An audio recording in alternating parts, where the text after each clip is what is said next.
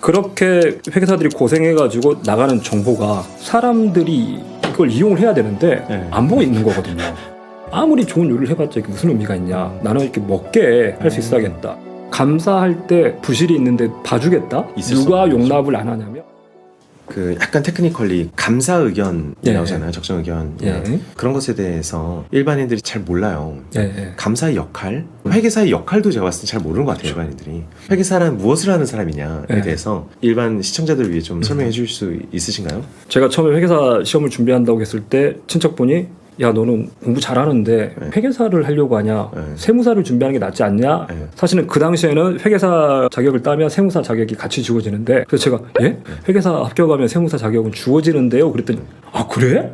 회계사가 그런 거야? 이러실 정도로 일반인들의 이해도 나오시듯인데 왜 그러냐면 평소에 우리가 회계사를 만날 일이 없거든요. 제가 주변 사람들한테 그래요. 의사는 알아두면 아플 때 도움이 되고 변호사는 알아두면 법적 문제에 도움이 되는데 회계사는 도움이 안 돼요. 회계사한테 뭘 맡길 정도가 되려면 진짜 뭐 기업을 경영하고 이래야 되는데 회계사들이 사실 하는 일은 뭐냐면 또 의사결정을 할 때는 분명히 정보라는 게 필요하잖아요.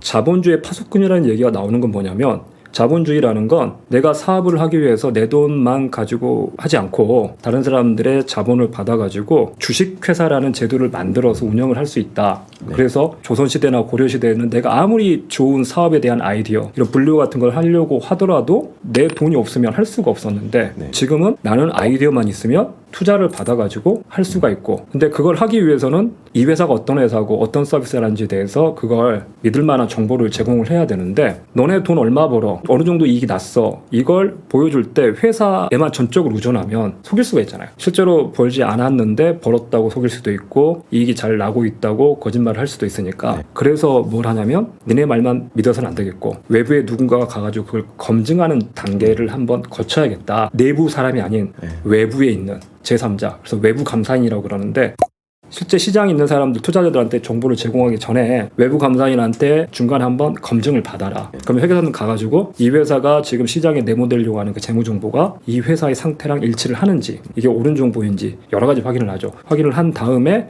저 숫자는 저 재무제표는 적정하다 믿고 이용해도 되겠다. 그래서 이걸 필터링을 하는 일이 회계사들이 하는 일이고요. 요약하자면 자본주의에서 기업들을 바라보기 위해서 쓰여지는 재무제표나 회계라는 언어를 사회 전체를 위해서 검토해주는 역할을 하는 거죠. 광고도 허위 광고를 하면 안 되니까 광고 심의를 받듯이 마찬가지로 재무 정보도 일종의 회사의 상태를 일반인들한테 보여주고 하는 건데 심의를 안 거치면 허위 광고, 과대 광고가 나갈 테니까. 근데 제가 그 일에 대해서 조금 개인적으로 회의를 느꼈던 건 그 과정에서 회계사들 많이 고생을 합니다, 사실. 되도록이면 좋은 숫자를 내보내려는 의도도 있고 아니면 일부 숫자를 나쁘게 내보내려고 할 때도 있어요. 심지어는. 여러 가지 의도가 있는데 있는 그대로의 숫자를 내보내게 하기 위해서 되게 많은 고생을 하거든요, 실제로. 많은 갈등을 겪기도 하고 이러는 근데 그렇게 회계사들이 고생해가지고 나가는 정보가 사람들이 이걸 이용을 해야 되는데 안 보고 있는 거거든요. 열심히 남들이 알아주지 않는데도 불구하고 좋은 재료를 쓰고 건강한 음식을 만들려고 열심히 노력을 했는데 막상 사람들이 아무도 먹지 않고 있으니까 되게 의미 없는 일이 되는 것 같고 아무리 좋은 요리를 해봤자 이게 무슨 의미가 있냐. 나는 이렇게 먹게 할 수 있어야겠다. 재무 정보를 어떻게 하면 유용하게 할 거냐. 가장 직관적인 게 사실은 투자할 때 써먹을 수 있으면 이게 분명히 의미가 있으니까 이쪽에 길을 좀 만들어야지. 감사를 하는 애들도 신이 날 거고 내가 양질의 정보를 제공해서 시장에서 그게 먹혔다는 거. 이 요리에는 독이 있다고 표시를 하고 있는데 사람들은 그냥 먹는 거죠. 뭐야 이상한 게 적혀있네 뭐지? 독이라고 적혀있네? 그게 무슨 의미일까? 막 이러면서 사실 제가 뭐 농담하면서 그런 얘기를 옛날에 할 때도 있었거든요. 회계사들이 결국 병뚜껑 하나 만들어내는 것도 아닌데 병뚜껑이 없다면 음료수 마시는 사람들은 불편하겠지만 회계사들이 갑자기 대한민국 사라지면 무슨 불편을 당장 겪을까? 일반인들은 그걸 전혀 못 느끼거든요. 자본주의가 거의 붕괴하는 수준이 될 것 같은데요. 그렇죠. 지금 상장을 해가지고 투자자들의 투자를 받는 회사는 1,600개밖에 안 되지만 우리나라에 있는 70만 개 가까운 기업들이 은행에서 자금을 조달해야지 기업 활동을 할 수 있는데 만약 감사인들이 없어지고 믿을 만한 재무제표가 나오지 않는다 하는 순간 은행은 이제 무조건 그러면 담보 잡고 가는 수밖에 없겠죠. 그러는 순간 자본주의 시스템이 멈춰버릴 수가 있는 거거든요.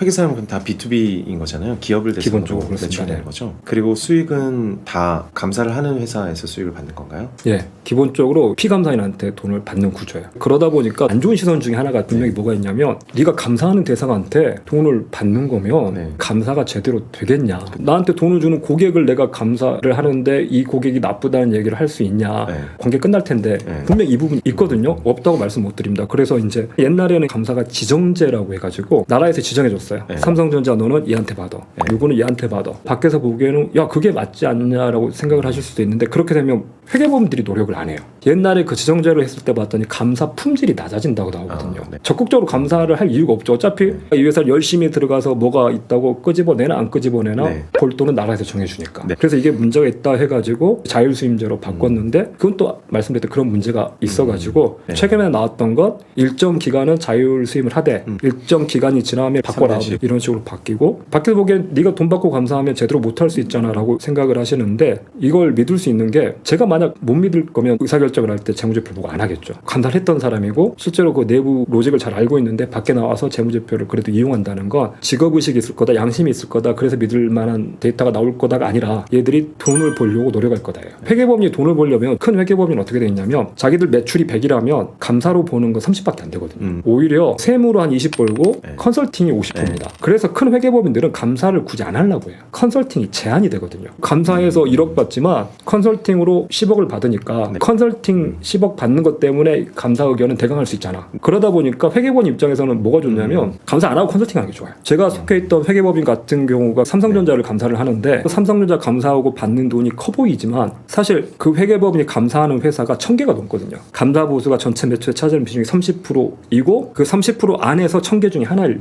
뿐이거든요. 무슨 문제가 있냐면 감사 1000개 되는 회사 중에서 한두 개 감사를 잘못하면 회사가 영업이 정지돼요. 아예 매출 자체가 제로가 돼버릴 수가 있기 때문에 감사할 때 부실이 있는데 봐주겠다? 있을 수 누가 없는 거죠. 용납을 안 하냐면 회계법인에 있는 윗분들이 용납을 안 해요. 네. 제가 속해 있던 회계법인 같은 경우에 감사 보고서가 하나 나가려면 제가 현장에 가서 감사를 하고 온 다음에 그 보고서를 제 윗분이 보시고 일단 필드에 안 나가셨는데 제 보고서만 보고 감사가 잘 됐는지를 파악을 하고 그 보고서를 무작위로 다른 팀 이사분들하고 돌려봐요. 그리고 그분이 보고 거기다 사인을 해야 되거든요. 감사 보고서에 사인을 한다는 의미는 나중에 문제가 터지면 같이 책임을 지겠다는 거거든요. 네. 회계사 자격이 날아갈 수 있습니다. 퀄리티 컨트롤이 다 될 수밖에 다 디자인을 해놨군요. 제가 만약 감사하는 현장 책임자인데 이 회사를 내가 어물쩍 넘어가고 싶다 그러면 제 윗분들을 다 속여야 돼요. 거의 현실적으로 일어나기 힘든 일이죠. 어떤 회사가 자율수임제일 때 큰 회계법인한테 감사를 받다가 조그마한 회계법인, 이름 없는 회계법인으로 바뀌는 걸 저는 되게 좀 안 좋은 신호로 봐요. 네. 왜 그러냐면 감사를 해봤는데 이 회사가 뭔가 자꾸 숨기려고 하고 뭔가 깨름직하고 뭔가 사고가 터질 것 같다. 물증은 못 잡았는데 심증이 있다. 이런 상황이 올 수 있거든요. 네. 그렇게 되면 어떻게 해버리냐면 감사 보수를 올려버려요. 그 다음 년 때 감사계약 체결하자고 할 때 당신네 감사할 때 우리 애들이 시간 투입이 너무 많이 되더라. 1억 받고 했는데 내년부터 3억에 하자라고 하면 말이 되냐? 그럼 우리 안 해. 그러면 아 그러신가요? 그럼 어쩔 수 없죠. 다른 회계법인 알아보세요. 이걸 해버리거든요. 몇 번 그걸 봤어요. 그래서 회계법인이 바뀐다는 게 원래 일정 주기가 있는데 네. 그 주기를 채우지 않고 큰 법인에서 작은 법인으로 바뀐다 그럴 네. 때는 신호가 될 수 있는 네, 거죠. 중요하네요. 저도 회계법인의 사회적 롤을 오늘 새삼 다시 생각하게 됐습니다. 그 자체만으로도 재무제표를 더 재밌게 열심히 읽어야겠다는 생각이 많이 들고요. 마지막으로 질문을 드릴게요. 되게 공감했고 되게 감동받았고 저희 철학이기도 하고 저도 많이 하는 얘기이기도 한데 네. 시장을 보는 시간보다 자기 자신을 보는 시간이 많아야 한다. 메타 인지 같은 거죠. 나는 뭐 하는 놈인가? 내가 원하는 것은 무엇이고 내가 지금 진지한 것이냐 아닌 것이냐 흥분해 있는 것이냐 같은 거잖아요. 왜 이런 말씀을 써두셨는지 좀 얘기해 주시겠습니까? 어떤 생각을 했냐면 시중에 말도 안 되는 가짜 컨텐츠라고 보이는 것들이 있는데 그걸로 악용을 하더라고요. 심지어 최근에 누가 저를 사칭해가지고 네. 방을 만들고 이런 되게 유행했어요. 사례들이 좀 네. 있었어요. 와 저것들을 어떻게 잡지? 근데 할 수 있는 방법들이 없더라고요. 네. 이걸 어떻게 할 거냐? 결론이 뭐였냐면 얘들을 내릴 수가 없는 상황이라면 좋은 콘텐츠가 올라와 줘야지 네. 저걸 끌어내릴 수가 없고 이걸 네. 끌어올려야겠다 해서 네. 계속 언론에 노출되다 보니까 요새 시장 어떻게 보시나요? 내년 어떻게 될까요? 코로나 바이러스가 증시에 어떤 영향을 미칠까 이렇게 물어보시는데 몰라요. 제가 뉴스를 잘 안 봐요. 투자하면 계속 시장이 어떻게 돌아가는지 관심을 가져야 되고 뉴스를 계속 봐야 되는 거 아닌가? 정보라는 게 계속 인풋이 돼야지 의사결정할 수 있다고 보는데 말씀드렸던 건 제가 저는 뉴스는 잘 안 보고 책을 많이 못 본다고 투자를 하시는 분들은 뉴스를 보는 시간보다 책 보는 시간이 더 많았으면 좋겠다. 맞아요. 자기 안에 뭔가 이게 쌓이고 갖춰져야지 그걸 바탕으로 시장의 뉴스도 판단을 할 수 있는 거지. 일단 사실은 뉴스는 편하거든요. 가만히 앉아서 틀어놓으면 귀에 들어와 주니까 뭔가 하는 것 같고 내가 시장을 이해하는 것 같고 계속 공부를 하는 것 같은 생각이 드는데 그게 과연 진짜 공부를 하는 시간이냐. 제가 되게 싫어하는 게 뭐냐면 예전에 이제 수험생들 대상으로 하는 강의도 있어가지고 이 친구들이 계속해서 강사가 시험 보기 직전까지 뭔가 자기한테 강의를 해주길 바래요. 제가 되게 화를 냈던 게 학원에서 시험이 한 달 남았는데 마지막 마무리 정리 특강 시험 일주일 전에 일주일 특강을 해달라고 하더라고요. 그래서 제가 조금 화를 냈어요. 시험 일주일 남았는데 강의를 듣고 있으면 되겠냐고. 지금 자기 공부를 해야지. 실제로 그게 과학적인 실험을 하는 영역에서 보면 우리는 뭔가 한다고 생각을 하는데 강의를 듣는 시간 동안은 뇌가 정지돼 있다고 나오거든요. 강의를 듣는 순간에도 내가 공부를 하지 않는데 자기는 뭔가 공부한다는 착각을 하고 스스로 위안이 되는 거죠. 아, 나는 마지막까지도 열심히 강의를 들었어. 큰일 난다. 그러니까 시험 떨어지는 거 하지 말라고. 그런 것처럼 뉴스를 보는 시간에 내가 뭔가 하는 것처럼 위안이 되는지 모르겠지만 사실 공부가 안 되는 것 같아요. 책을 읽고 스스로 생각해보는 시간, 시장을 보는 시간보다 자기 자신이 진짜 뭘 알고 있고 내가 어느 부분까지 알고 있고 내 능력이 어떤 능력인지. 저는 사실 트레이딩으로 돈을 벌 수 있다는 걸 알지만 안 했던 이유는 나는 내 혼자 그 트레이딩으로 시장에서 이기고 수익을 낼 수 있는 능력이 난 아닌 것 같다. 내 자신을 알 필요가 있고 그럼 나는 어떤 스타일의 투자가 맞냐. 무조건 돈을 버는 방법이랑 무조건 오케이가 아니라 이 고생을 해가지고 이렇게 볼 수 있으면 나는 게을러서 성격이 안 된다. 매일매일 이걸 보고 매일매일 의사결정을 해야 돼. 나는 그거 못할 거야. 그래서 나 같은 애는 자동화 시킬 거면 하는데 자동화 시킬 수 없다면 그건 내 영역이 아닌 것 같다. 자기 자신을 알고 실제로 우리가 투자 스타일이 다 다를 수 있거든요. 그렇죠. 시장이 하락했을 때 스트레스를 많이 받으신 분이 계시고 거기에 대해서 덤덤하게 지나갈 수 있는 분이 계시고 사고방식의 차이일 수도 있지만 기질의 차이거나 성격의 차이일 수도 분명히 있거든요. 이런 스타일의 투자가 나랑은 안 맞겠구나. 돈을 버냐 못 버냐를 떠나가지고 그걸 계속해서 지속 가능하겠구나 아니겠구나 판단을 하려면 자기 자신을 알아야지 이게 될 것 같아요. 맞아요. 로보어드바이스에서 제일 어려운 숙제고 제일 중요한 숙제 중에 하나가 모든 사람들이 목표가 다르고 질적으로도 다르지만 양적으로도 다르고 다 다르겠지만 기한도 다르고 심적 회계라고 해서 통장마다 목표가 다 달라요. 3년 투자하시는 분은 사실 중국 주식 0%여야 된다고 저는 보거든요. 운 좋게 오를 수도 있지만 3년의 기준이라면 주가 지수가 5년씩 출렁이 있는데 3년 후에 뭐 아무런 보장이 없는 거죠. 특히 2년 후 이런 건 아무런 보장이 없는 거죠. 한편 10년간 투자를 하실 수 있는 분은 예금은 완전히 다 없애야 되고요. 10년간 예금이 어떤 기능이라는 게 전혀 없으니까요. 하다못해 단기 채권으로라도 장기 채권으로라도 가져가야 포트폴리오의 의미가 있는 거지. 10년 기준에서는 오히려 중국이라거나 신흥국 주식이 들어가 있어야 10년 안에 이 박스 안에서 출렁일 가능성이 굉장히 높아지는 거잖아요. 그런 것들을 각 사람마다 배려해 줘야 되고 더 들어가서 로봇이 해줄 수 없는 것은 본인의 의지, 본인의 결심. 나는 어떤 스타일에 가장 스트레스를 받는다? 아니다. 좀 마음이 편하다. 이건 버틸 수 있다.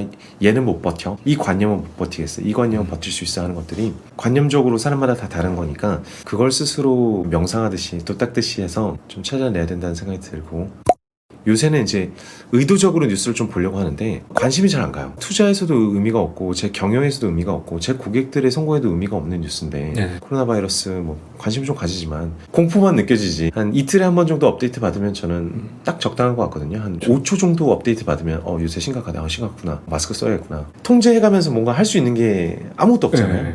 그런데 굉장히 많은 일반인들이 어떤 의미에서 너무 박학다식하세요. 이걸 언제 다 공부해서 이걸 어떻게 다 알았지? 왜 저분이 저런 걸 다 알고 계시게 뭐 하시는 분일까 궁금할 정도로 투자도 안 하시는 분인데 매출이랑 뭐 재무제표까지 다 외우고 계신 분 너무 박학하시다. 근데 저도 보고 있으면 빠져들거든요. 너무 재밌는 얘기들이 많이 나와서 근데 저걸 이제 어떻게 쓰면 되지? 내가 저걸 갖고 내 인생을 어떻게 바꾸지? 같은 질문에 대해서는 아무 의미가 없는 넓고 즐거운 지식들 유의로는 뭐 의미가 있는지 모르겠는데 내 자신이 성장하고 그걸로 인해서 어떤 것들 플러스를 시킬 수 있냐는 조금 회의적인 것 같아요. 회의적인 것 같아요. 어쨌든 그런 고수들이 도인 같은 말씀을 많이 하시는 게 저희가 처음 배울 때 비슷한 걸 다 해봤기 때문인 것 같아요. 매일 경제 뉴스지를 막 세 종씩 보면서 이걸 읽다 보면 어떤 경제에 다다르지 않을까 하는 헛된 기대와 그런 것들을 다 해봐서 줄여내자. 왜냐면 쓸데없는 걸 쳐내는 게 사실 훨씬 쉬운 일이기 때문에 핵심을 이해하는 것보다. 그래서 그런 얘기를 많이 하는 것 같습니다. 말씀 나눠주셔서 너무 감사합니다. 혹시 마지막으로 저희 구독자나 시청자분들께 꽂히는 메시지를 전해주실 수 있으시겠습니까? 그 말씀들을 많이 하시는 것 같아요. 또 투자랑 관련해가지고 의사결정을 할 때 그 유명한 얘기 중에 하나가 투자는 과학의 영역이 아니라 예술의 영역이다 이렇게 얘기를 하는데 거기에 대해서 동의를 분명히 합니다. 그 얘기에 대해 반대를 하는 건 아닌데 근데 그 예술의 영역이라는 건 모든 사람들이 도달할 수 있는 영역은 아닐 수도 있는 것 같아요. 공부나 수학 같은 건 노력해가지고 어느 정도 갈 수 있다고 보는데 제가 그림을 잘 그릴 수 있냐 아니면 무용이나 발레를 잘 할 수 있냐 거기에 도달하기 힘든 영역일 수 있거든요. 분명히 그 예술의 영역이 있지만 그 안쪽에는 과학의 영역이 분명히 있다고 봅니다. 그래서 과학의 영역을 갖추고 그 다음에 예술의 영역까지 갈 수 있는지는 개인 따라서 다르겠지만 기본은 과학의 영역이라고 봅니다. 그래서 어떤 의사결정을 하실 때 데이터를 가지고 하는 습관들 사실 투자는 확률 게임이잖아요. 확률을 높이는 데 분명히 도움이 되기 때문에 물론 이쪽에 있는 게 되게 멋있어 보이고 거기서 뭔가 있을 것 같고 우리는 그 미지의 영역에 대해서 되게 신기하지만 확실한 영역부터 먼저 챙기시고 그 다음에 바깥으로 확장해 나가실 수 있으면 좋겠습니다. 오늘 시간 내주셔서 정말 감사드립니다. 고맙습니다. 저도 개인적으로 이 카메라랑 상관없이 네. 너무